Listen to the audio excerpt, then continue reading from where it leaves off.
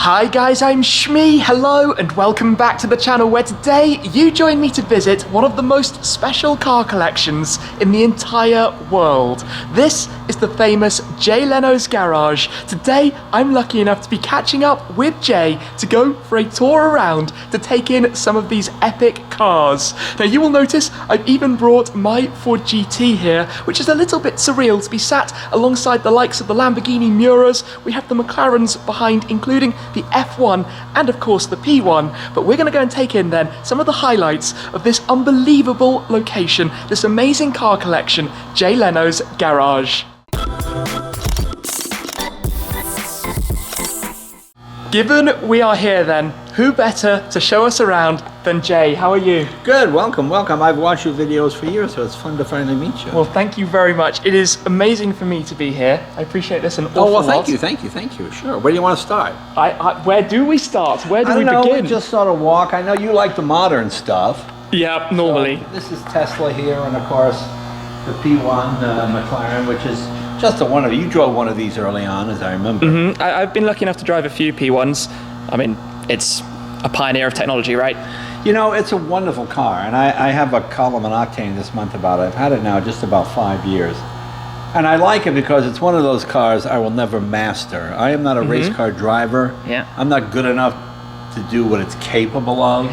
So I always reach new limits every time I take it out. And it's kind of fun because, like, for example, I hit the wall here, as you can see. But, you know, we took it back to the shop. We took some 600 grade sandpaper, sand down, clear coated it. And I fixed it like I would a Ford or a Chevy, you know. It was fun because so many of the supercars, people, oh my God, no, you can't touch it. Oh, you got to scratch it. And it's fun to use it as a car. No, I fully agree. Just to use it as a car. This has got about 8,000 miles on it. Wow, really? And I love it. It's got its second set of tires. And it's great. It's great fun. That's the MP412C. That was the first. This is one of the, I think it was the first, if not the first McLaren in the United States, one of the very first. And I went to England when it was in pre-production, and you know, it's funny. They took so much grief. People thought it wasn't exciting enough looking and all kinds. I think it looks great. I like that sort of English understated. I'm not a great one for giant wings and that flying insect look and all that other kind of stuff. Not a Senna then. No, the Senna's, you know, to me, the Senna is so track focused that I don't feel you could really enjoy it on the street. Every bump is bang! Too compromised. Yeah, it's just too much. To me, the perfect road car is this, the F1 McLaren. Which I will just state at this moment in time is, well, my favorite car I think in the world. Yeah, it is. I've had this one 20 years. When I got it, it was just an automobile. And I used it every day, you know, went to the McDonald's drive-thru with it. And then it got to the point where it just got a little ridiculous. So it goes out now maybe once or twice a month, usually on a Sunday, on a clear day. You know, it's a car you don't want to take when you have to be somewhere. When you want to take it it's like champagne. You have it a couple of times a month and that's fine. You know, and to me, it still looks contemporary. When I tell people this car is 25 years old, they go, really? Yeah. Like a Countach looks like the 80s. Yeah. This is just pure design. It's pretty clean and pretty timeless, you know. Then you got the SLR over here, which is kind of like a Firebird that went to college, you know, kind of that kind of thing, because it has that sort of element to it a little bit. But this is probably the most misunderstood car. It is a great GT car. Yep. This car has, well, it doesn't have more miles than some of them, but about 10,000 miles on it because you've got proper ground clearance. It's like a Mercedes. You can use it as you would a Mercedes. You could drive it anywhere, go anywhere. You know, I have a friend of mine who has one of these businesses where he takes people out to the desert to take them 200 miles an hour. Guys that want to go 200 miles an hour, you pay a fee. And if a car doesn't hit 200, you get your money back. And he's got one of these, but he's also got a Lamborghini, a Diablo, and a Ferrari. The only one that consistently goes, if the other cars will not hit 200, he takes them back, he takes them out in this, and this always goes 206, 207 all the time. So it's kind of cool. It really is, and I always love the look of it, that hugely long front bonnet. I mean, if you like oddball, there's some I happen to like aero engine cars. That was quite the rage back in, even right after the First World War. This first car here is a car that ran at Brooklands in 21. It was called Rabbit 1. It's a 1910 Mercedes chassis with a 1914 Benz aero engine of about, not quite 19 liters, 18.8 I think it is. And it's great fun to drive. I mean, if you like unique driving experiences, you got the two chains on the side, which is, and it sounds like Marley's Ghost going down the road, you know, chains pounding, and you know, with 6 cylinders, every impulse is like shotgun firing. So, you know, it sort of shoots fire and everything exposed, and it's a drip oil system, so oil drips down here, so it's literally throwing oil all over the place. Okay. This one here is a car we just finished. I've had it, oh God, almost 30 years. It just took a long time to get it done. It's a 1934 Rolls P2 chassis with a custom-built body of our own design. We built the body here. Oh, wow. 2-seater roadster. And it's got a 27-liter Merlin aircraft engine in it. We used our 3D printer to make our own intake manifolds, so we've got 48 Webers on there, 6 of them, and it's mounted propeller end into the transmission. So it's it makes about 1,000 horsepower, but oodles it. I mean, just torque. Oh my God. I would never have looked at this and thought it was more powerful than a P1. Well, that's kind of the fun thing about it. You know, I like the fact that the engine doesn't appear to overpower the car. It doesn't look like some goofy thing. You know, this is I mean, it's a big car, but it's well engineered. It drives well. Tatras and Chrysler Airflows. That's a Hispano Suiza V8 in that one. And what I like is you have some of these, and then you have a new Acura NSX. That's the very first Acura. Oh, is it? Number 1? Yeah. Okay. Number 3, actually. 3rd car built. Right. First 2 production. Number 1, I think, went to Japan. Number 2 went to some charity. That's the first. You know, it's a great car. It's a fantastic car. Not as exciting as, you know, the funny thing is, it's the supercar you can drive every day. Yep. But nobody drives a supercar every day. No. You know, when you get, like, you have a Ford GT, when you get in that thing, oh, boy, you feel, you know, it feels like you're on your way to Le Mans. You know? Just, you know, it has that urgency. That's, of course, the tank car. Whenever Schwarzenegger comes here, this is his favorite car. Schwarzenegger, Jay, I have to tell me, I love this fantastic. I love the grill, the car, it's like the Terminator. You know, he goes nuts for this car because it does look like the front of the truck. Yeah. You know? So you go, Jay, you have to sell me that car. I want that car. It's fantastic. There's the world's fastest bar stool right there. Okay. 400 horsepower. How quick does it go? Well, it's not that it's quick, it's just that it's so stupid. Yeah. You know, I mean, we use it mostly as a tow vehicle, but Okay. you can do wheel stands with it and stuff. But I mean, it's a little dangerous, actually. You just kind of, you know. And this is mostly Mercedes, Bentley, Jaguar. Another one of my favorites in the Porsche Carrera GT. That's a great car. You know, I love that thing.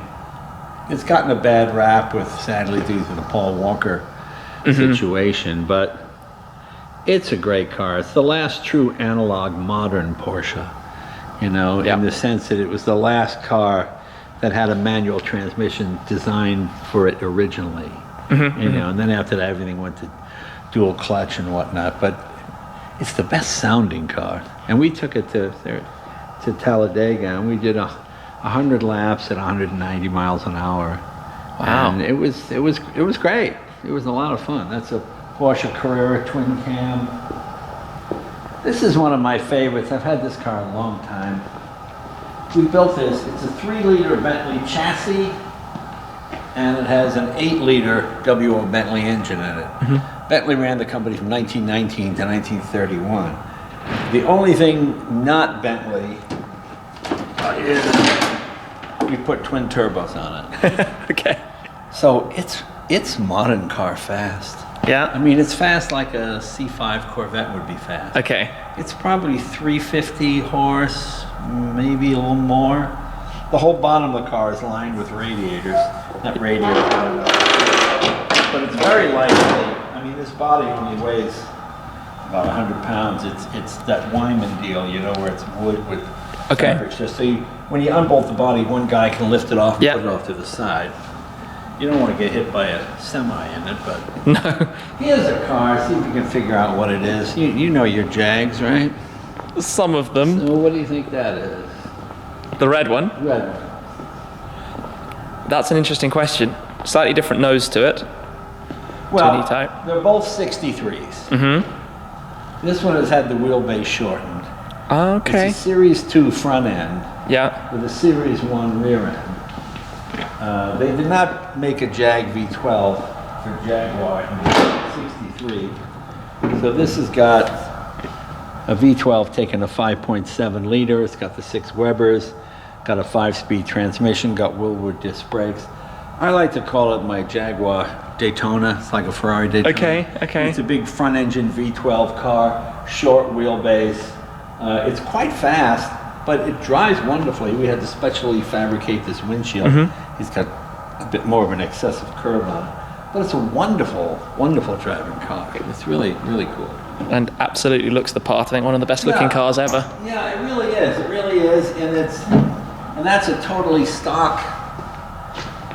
You know, I never buy cars over the phone, but this lady called me. She said, I got a 63 SK, I bought it new. I once had it to 80 miles an hour, she told me. And I said, what do you want for it? And she said, 50 grand. And I said, and you know, there's something about talking to her on the phone. She went on and on about where she took it and how she took care of it. And I said, you know, I'll buy it. And I just wrote her a check. The car showed up, and it's perfect. Yeah. It's original paint. I mean, it's still got the 2-bladed fan on it. It doesn't overheat. It was just nicely taken care of, nicely broken in. It's all original with the Moss non-synchro first gear gearbox and all. And it's got a few little dings, but nothing.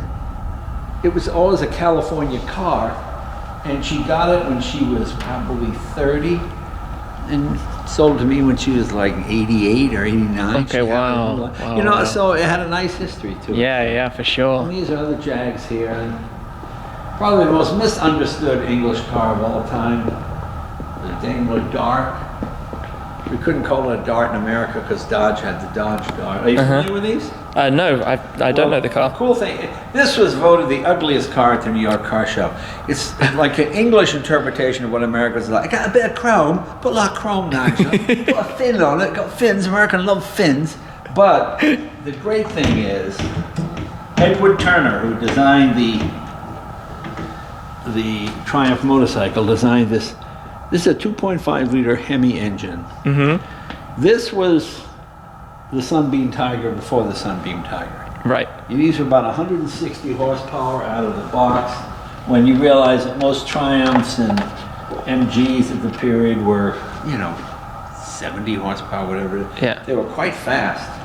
And what happened was Jaguar bought Daimler, and they didn't want a car to compete with the XKE because it was probably faster. Yeah. So they stopped building a sports car, took the engine out, and put it in the Daimler sedan. Okay. And there's Saabs and other things here. 26R. Just a little bit of everything. If you're focusing on English stuff today, you would like Jensen's CV8. It's a car I've always sort of lusted after. To me, it was sort of a poor man's Aston Martin, even though they cost the same when they were new. In fact, Sean Connery bought one of these instead of an Aston Martin. Okay. With his James Bond money. So. Right. Okay. Are you familiar with him? I know Jensen, of course, but Has a 383 Chrysler. okay. So you've got all kinds of grunt.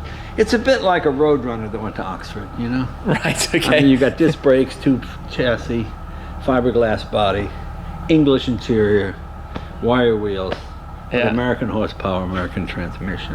And then opposite is your line of Duesenbergs. Yeah, these are. I love Duesenbergs. Very quick, very fast. The fastest American cars, the most powerful up until just about the late 50s. And there's a bunch more stuff in there. What I also like is all the images you have all around. Well, these are all hand painted. They're not posters. Okay. We hand paint each one of them. Wow. Some of them are magazine ads of the period. most were not really ever seen before. That's what's kind of cool. A lot of, you like rough superior motorcycles, there's quite a few. Oh yes, and also spotting the little three-wheeler. Oh, I love my Morgan. You have such an eclectic mix. It doesn't make any sense. New generation three-wheeler. I used to have one of these. Did you like it? I had so much fun in it. Yeah. More than I think just about any other car. Well, why did you get rid of it? Space in the garage at the time. I'm working on it. You gotta get a building and live in the building. And then we get to a lineup, of course, I'm a big fan of, towards the Fords. Right. I suppose we should start at the left, technically. These two are exactly 50 years apart. That's the first generation. Still the best looking to me. It's a stunning thing. Yeah, and then this is the 350R. But yeah. Wonderful car. I mean, this motor with the flat plane crank on it, it's just fantastic. It's really, I feel sorry for anybody who bought the last generation Mustang, because this was the one that really got it right with the proper engine and transmission. Of course, 2 Ford GTs, both with the same serial number, number 12. Oh, okay. Oh, here's something you've never seen. You've never seen. You're familiar with, obviously, 8-track, right? And CD players and cassette players. Yeah. Something different. Something different, lad.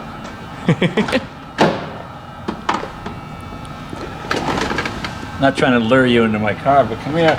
This is the Highway Hi-Fi. Oh, wow. Kind of play your records as you go along. But that was a factory option. Yeah. You had to buy your records from Chrysler. Here's a set of records here. Wow. See, it turns at 16 2/3. Most in England, I imagine it was 33 1/3, right, and 78 and the same speed. Where this was very slow. The idea was you want to keep the needle from skipping. Yeah. As soon as you hit the brake, it wouldn't work so well. Let's say you're a gas station attendant. Put gas in this car. Find the filler cap. Go. Uh-oh. Find the filler cap. Put the gas in. Do you have to open up the trunk? No, I have to open the trunk. Find the filler cap. Is it under a light? You're the attendant. Find the filler cap. This is where I would start to feel a little bit awkward, looking around the car, wondering what I'm doing. All right. I give up. Yeah, I don't know. Here you are, lad. Oh, really? Okay. I mean, it's so. Look at how much effort goes in. Instead of just having a door, I mean, you make this. You have to make this. You have to make the hinge. You have to make this chrome piece. You have to make this here, and then. But wow. It's just funny, isn't it? Yeah. That is kind of fun. Wouldn't be so complex nowadays. But yeah, because I think when you took delivery of your new Ford GT, right? Of course, I had already received the allocation for mine, but it was a long time before I was yet to receive it. I've had my car now for about 9 months. Oh, okay. So that's my 3rd year with that one. That's great. Here, I'll show you something you did a kick out of. Technically, it's not a car; it's a motorcycle. But what engine do you think this has? Is it a motorcycle with a car engine of some description? Not quite. Well, maybe if I start it, you'll get a hint. Turbine. That's instantly recognizable. That's a C-18 Allison out of the Bill Ranger helicopter. Wow. One of the big attack helicopters. Wow. I've had that 20 years. I've got 12,000 miles on it, and really? It eats fuel. It's 8 gallons an hour. But it's quite fast. It's a lot of fun to drive. It starts to make the Ford GT look efficient, which is one thing. Then a huge collection of motorcycles. A lot of motorcycles. Yeah. I like motorcycles. Motorcycles, memorabilia, flags, Ford racing flags up above us. Right. And then we have the shop next door. This is where we put stuff when we're finished, and then that's pretty much it. So some of my favorite cars are the Lamborghini Miuras. The Miuras are great. The yellow one, here's how long I've had it. I got it for free. Oh, really? Dean Martin, the singer? Okay. Dean Martin bought it new. His kid blew it up.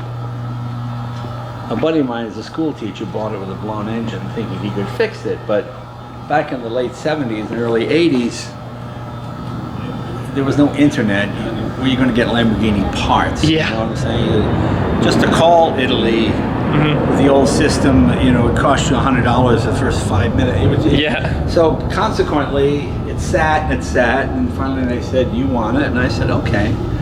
And they gave it to me, and we rebuilt the motor, and of course now it's a gazillion-dollar car, but this is a very early car, and that's a little later. It's a 67, that's a 69. I mean, I got into Lambos because they were cheaper. They were very inexpensive in terms of compared to, well, I looked at a 330 GTC Ferrari that was 28,000, and the Spada was 24,000. Yeah. And they both had V12s, and the Spada actually had more horsepower. So at the time, I mean, now it would have been smarter to get the Ferrari. But in terms of having fun and enjoying the car, no, I love my Espadas. They're great fun. So. Wow. So we've basically come full circle. I love your complete variety, from the P1 to the F1 to the Duesenbergs to... I like your car, very nice. Oh, well, thank you very much. Very nice. It's... Have you got any tickets in America? No, I've managed to avoid. I've been pulled over a few times though, people checking on the UK license tags. Right. Causing police officers confusion. Right. But you know, I think one thing that surprised me, I expected more people to know what the car was out here. People, you know, ask, what is it? Is it a Ferrari? That kind of surprised me a Well, the little funny bit. thing is, it doesn't look like a Ford to most people. No, it's not what you think of. But you know, that's why I love that fact. I love the fact that they didn't come up with some phony upscale brand name. I mean, you know, they sell extremely inexpensive cars. Yep. And then they sell this for $500,000, and they're both Fords. And I give them credit for that. Everybody else has to invent a brand. Infiniti, Lexus. You know, they come up with names that sound high end. Whereas this, look, we built it, we put our name on it, you know. So, well, I mean, they are so rare, even here in America. I don't think there's any more than probably 300 of them out there. And most are in collections. I mean, I give you credit for driving it and using it. Well, it's got about 4,000 miles on it. Oh, great. Any problems? Been all right? Nothing significant. Nothing. Dashboard not creaking? They all do that. Well, no, but you can fix that. I did have it. It's been fixed. Yeah, right. Okay, so I think I just assumed that was part of the character. Yeah. And then they said, no, we can fix that. They used some kind of glue in the early cars that were not. So now it's fine. Yeah, they're wonderful cars. You know, the other Ford GT, the earlier version, is a road car that looks like a race car. This one is an actual race car that's been detuned for the road. Exactly. And that's what I like. I mean, it's just a wonderful, wonderful car.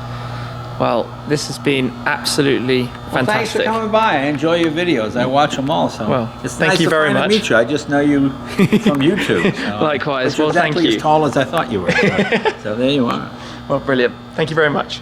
These halls are almost endless, and there are even some areas we haven't yet been to explore, but a huge thanks to Jay for the opportunity to visit and be shown around, and to bring you guys along as well to see this seriously impressive collection. But I tell you what's even more impressive is Jay's knowledge about each and every car in here. I think we could probably talk for hours, if not a full 24 hours, about all of the different cars. Now I'm coming through towards one of the studio rooms where we can see plenty more cars, including some of the Bugattis, the Type 35s for example, over towards the other side, Type 57, stunning cars, even, and this is the mix, right? You have a sidecar next to an Abarth, next to all of the different types of cars around, and if we come through, lights are off back here at the moment for some filming. We've got the previous generation, I think that's the ZR1, the first ZR1, plenty more cars lurking in the shadows. You can just see how this goes on and on and on, just all different types of cars sitting side by side. We've got some Vipers back here. Honestly, it's a breathtaking place to explore. There is just so many different types of cars all sitting side by side in these different rooms. And one of the things I love are the artworks on the walls, the different bits of memorabilia as well. And in fact, let's skip back through to go and check out some more of those too. I think the sheer variety of this collection is summed up by having an aircraft engine right here, followed by the museum dedicated to Brough motorcycles, the whole of this hall just the Brough collection, as you can see all around. Then you come outside and you have the different types of cars. The Morgan three-wheelers alongside a line of Dodges sitting opposite the Fords that we have just around here. And of course, I love the story. So for me, something like having these two side by side is a big part of it. Separated by 50 years, the GT350 from the 60s, the GT350, the more modern variation. Then around them, you've got t-shirts hanging, model cars on the wall. There are even engines back there too. The two Ford GTs again, the car that celebrated Ford's 100th anniversary in the red with the white stripes, and then Jay's new GT, which as he said was one of the first to be delivered. The black paintwork, the orange stripes, the orange leather that you can see on the interior as well, and also with the carbon fiber wheels. Very, very nice. But you can see when these two are side by side, the similarities in the design, the shapes, the headlights, the curvature around the front. And that's one of the reasons I love the new car quite so much, and why I'm enjoying mine so much, is that it has that sense of design. It's iconic Ford GT, but it's also a fantastic modern car to drive. Then you continue through, you've got newspaper cuttings, you've got artworks, you've got pictures, you've got paintings, you've got all of the different cars, you've got things hanging on the pillars and down from the roof. And if we come around here, behind the Buicks, there is actually something of quite a lot of interest to me that I think is really cool that Jay's got tucked back here, which is this bench. Now what's special about this? GT, a Ford GT bench in the colours to match his car. I would love something like that in my future dream car collection. That's the kind of thing that's unique and individual, surrounded again by more model cars, more pictures, more kind of scooters and bikes and just random things everywhere you look. Welcome to fabulous Las Vegas, Nevada, Chicago, some of the signs down there too. Then you come through here, it's like being in a workshop. Look at all of this. Look at all the bikes as well at the back. And in fact, over the other side, there is the workshop where they do all of the mechanical work that's actually required to keep all of these cars in good shape and to keep them out on the roads, because of course everything is running, everything is usable, everything is drivable. But just to have, you know, an aerial Atom next to an SLR alone, both, you know, modern cars I think we could say compared to many of them in here, but completely different to one another. And then the McLaren F1, and we touched on it at the beginning of the video, but the McLaren F1, the most iconic car of my lifetime, I think. The car came out when I was still in single digits, but this was really the car, and I think even to this day for so many people it absolutely is. Only just over 100 of them built in complete total, 64 road cars, 106 in total, and of course the success that the F1 had, going to Le Mans back in 1995 and coming away with first place. This being one of the road cars though, and as Jay said, a car that he uses, a car that he drives, a car that he's done many things with over the years. Then the P1, the hybrid, next to the Tesla Model S P90D, fully electric. So there's a complete variety. He also has steam cars, jet cars, just everything in here, just absolutely everything, coming back towards the front with the Lamborghini Miuras. So this has been an unbelievable opportunity to visit. What a special place. A huge thanks to Jay for taking me on the tour, for bringing us along to have a little look around this garage, this collection, one of the most famous in the world, one of the most incredibly impressive in the world. I'm sure you'll agree. Its sheer diversity, variety of cars, the memorabilia that's been accumulated, all of it coming together. It's a complete dream, and what an incredible place to actually be able to look around and explore. I feel like I need to kind of rewind, take it all back in again myself. But this, Jay Leno's Garage, what a place. It's a dream to come and visit myself. I've always wanted to be able to see this place, and now here we are, having been shown around by Jay. So big thanks to him. Of course, do go follow the Jay Leno's Garage YouTube channel if you don't already, where you can see more of his test drives and videos here in more detail with some of the cars as well. But for today, wow. Thank you very much for watching. As always, guys, that's it for this time, and I'll see you again very soon. Cheers.